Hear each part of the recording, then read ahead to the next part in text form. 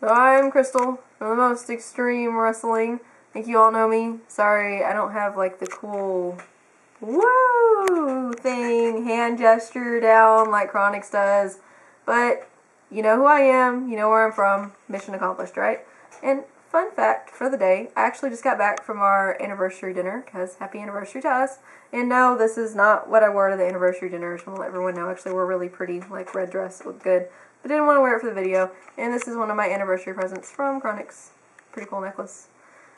Anyways, now, so this video is about XCWF1234, which, dude, we gotta talk about your name, man. That's just letters and numbers. Just letters and numbers. Anyways, alright, so he made this video that popped up that was entitled My Rant on Kristol's TNA something. I don't remember the exact title, but I do remember it had the word rant in it, which was incorrectly used either by mistake or by trying to get views. Either way, it wasn't a rant. It was like his thoughts on what I said in the video, and then I think he had some like other like random thoughts about nothing, even though the video was supposed to be about my video. He kind of went off on a tangent. But anyways, so this is my response with my thoughts counteracting his thoughts. And the only reason I did respond is because it wasn't a rant, and it wasn't like, I hate you, you dumb face, you stupid. It was actually, you know, thoughts, which is why it warranted a response, because I wasn't going to do one, because I don't like all that stupid drama crap. I just think it's ridiculous and a waste of time and stupid. But anyways, so just wanted to be very clear as to why I was responding, because there was a reason, and it doesn't just mean that anybody that gets on there and is like, you dumb face, I'm going to respond to you. Just saying. Anyways, alright, so in the beginning, dude, I'm going to call him dude because I don't want to say XCWF1234 every time. So dude says, he gives his intro, and he says, this is blah blah blah, you're a wrestling nerd. And I just gotta say, because you know Marco's a buddy of ours, that your intro sounds an awful lot like his intro. That's between you guys. I just felt like I needed to bring that up. But anyways, now, he starts off the video just giving like a recap of what we did. So, alright. Then he gets into it. He says that I was impressed, excuse me, about Velvet Sky because she did not ridicule my shirt. This is not true. I was impressed with Velvet Sky, so half true. Was impressed, but it had nothing to do with my shirt or her lack of comment about it. I was very impressed with her demeanor towards the fans. She was very friendly. She was actually the only one that told me thank you for coming out. The only one that seemed to care that we were there, and the only one that seemed like she wanted to be there.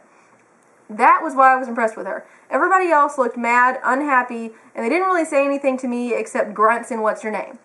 So I didn't really appreciate that, especially if I was like a really, really big TNA fan. That would have made me really mad. Like if I went up and stood in line for an hour to get John Cena's autograph and he was just like, what's your name? I'd be mad. But since I didn't care about them, didn't care that much. But anyways, that's why I was impressed. Then he says, others did ridicule my shirt. Oh, and by the way, if I cared about people ridiculing my WWE shirt, I probably wouldn't have worn it. Don't care. Others did ridicule my shirt. This is true. But the only people that ridiculed my shirt were the toothless people outside, which, you know, that's real concerning. And then Pope, who didn't even really ridicule my shirt. He just kind of said something about it. Wasn't a big deal. Then he says, people were ridiculing her subtly. I don't know what you meant by that. And you never really followed it up. You kind of just went on to a different point. So my comment on that is like, what? Anyways. So then he makes the point. Dude says, he has seen WWE shirts in the TNA crowd. He can see one a mile away. Well, dude, I'm like really glad that you have such great vision that you can see the logo on a t-shirt from a mile away, because like I know I can't. But I'm not real sure what that had to do with anything. Yeah.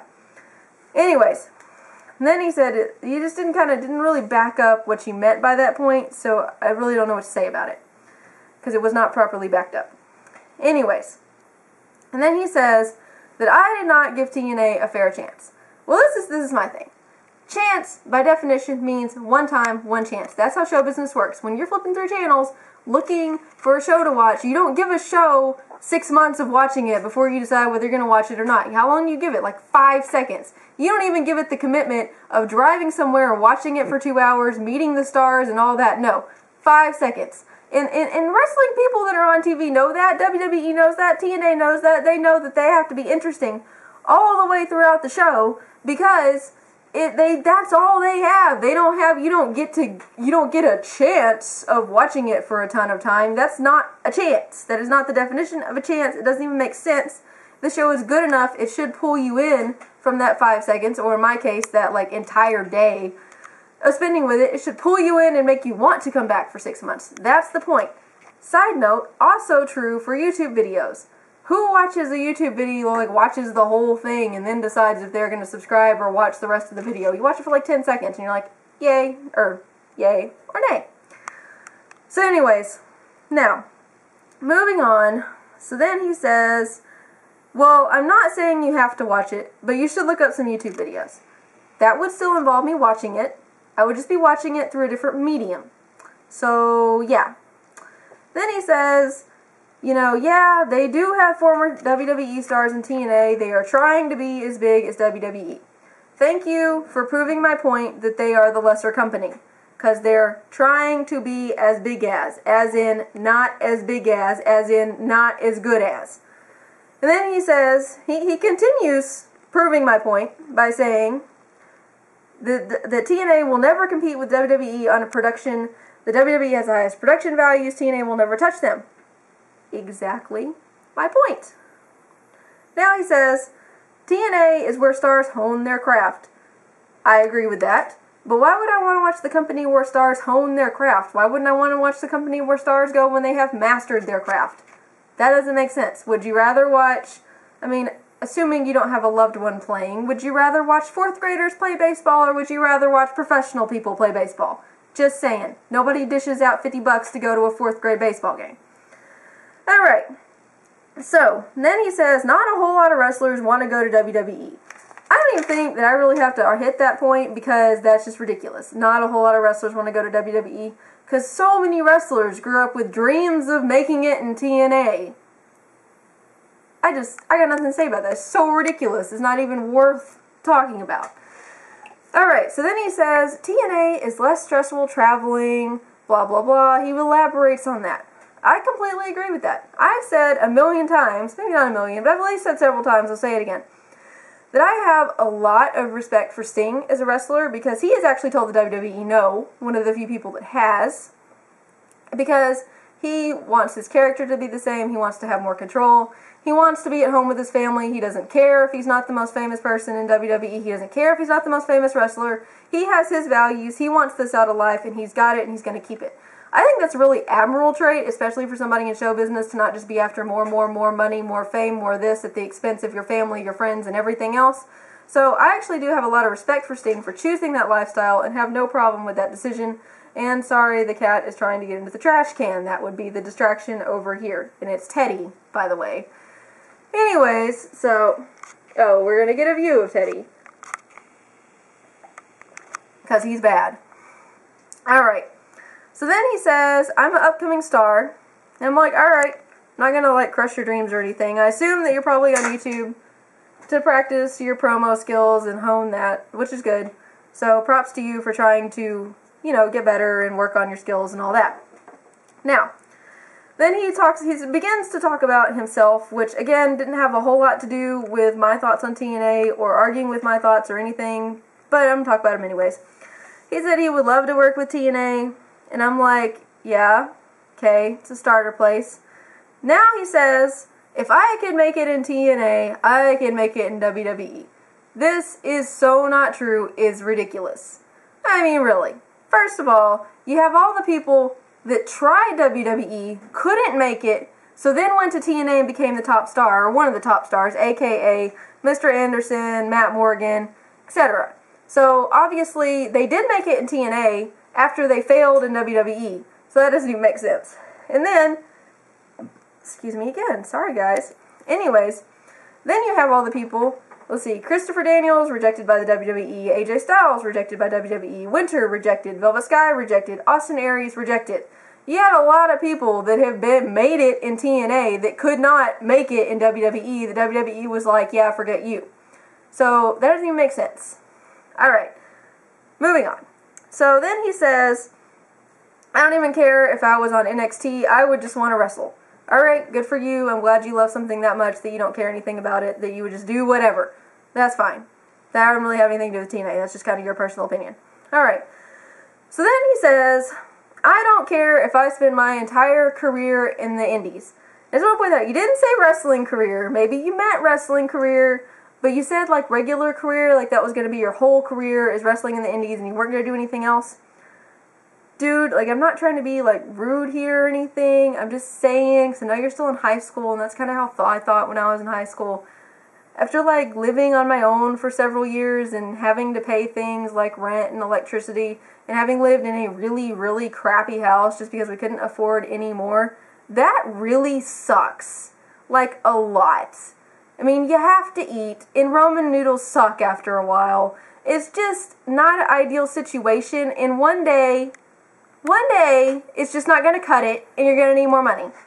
And you'd probably be like a lot of other indie guys who have like a day job and they wrestle on the weekends and at nights, which to me is fine because it's just like a hobby. You know, I mean, like I do things on the weekend that don't further my career. Everybody does. People golf, whatever. Some people wrestle. It's just a hobby. It's not a big deal. So if you just meant like your wrestling career and you just want to wrestle forever, that's cool. If you meant you're going to live off indie salary forever, that's my thoughts on that. Sorry, water break. Alright. So, now, he keeps talking about, he goes on more about that, and then he says, my point is Kristol. Alright, so finally, now we're back around to his point about me. We wandered around a little bit, now we're back. Alright, he says, you should give TNA more of a chance because all you're doing is picking out all of its flaws. Well, duh. I pick out flaws in everything. I pick out flaws in WWE and talk about them on the Raw review. Point is that the good of the show has to outweigh the flaws because nothing is without flaws, nothing is perfect. So the good has to outweigh the bad for something to be worth watching.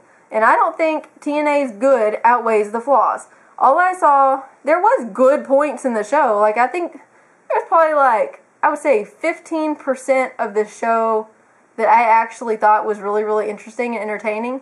That's just not enough.